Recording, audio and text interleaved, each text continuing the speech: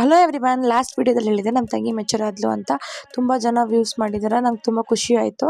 First ನಮ್ಮ ಮನೇಲಿ ದೊಡ್ಡವರಾದರೆ ಅವ್ರನ್ನ ಕರ್ಕೊಂಡೋಗಿ ಹಸಿರು ಗಿಡ ಮುಟ್ಸ್ಕೊಂಡು ಪೂಜೆ ಮಾಡಿಸ್ಕೊಂಬರ್ತಾರೆ.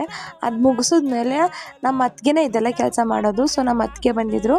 ಆಮೇಲೆ ಅವಳಿಗೆ ಅರಿಶಿನ ಹಚ್ಬಿಟ್ಟು, ಅರಿಶಿನ ಎಲ್ಲ 5 ಜನ ಮುತ್ತೈದೆಯರು ಕರೆಸ್ಬಿಟ್ಟು ಅವ್ರ ಕಡೆಯಿಂದ ಅರಿಶಿನ ಹಚ್ಚಿಸಿ ಅವಳಿಗೆ ಸ್ನಾನ ಮಾಡಿಸಿದ್ರು. ಅದಾದಮೇಲೆ ಅವಳಿಗೆ ಒಂದು ಸ್ಯಾರಿ ಉಡಿಸ್ಬಿಟ್ಟು, ಆ ಸ್ಯಾರಿ ಆದಮೇಲೆ ಅವಳು ಮತ್ತೆ ಆ್ಯಸ್ ಯೂಶ್ವಲ್ ನಾರ್ಮಲಾಗಿ ಆರತಿ ಮಾಡ್ತಾರಲ್ವ, ಅದಕ್ಕೆ ಆರತಿ ಮಾಡಿಬಿಟ್ಟು ಅವಳನ್ನ ಒಂದು ಸಪ್ರೇಟ್ ರೂಮಲ್ಲಿ ರೆಸ್ಟ್ ಮಾಡು ಅಂತ ಬಿಟ್ವಿ.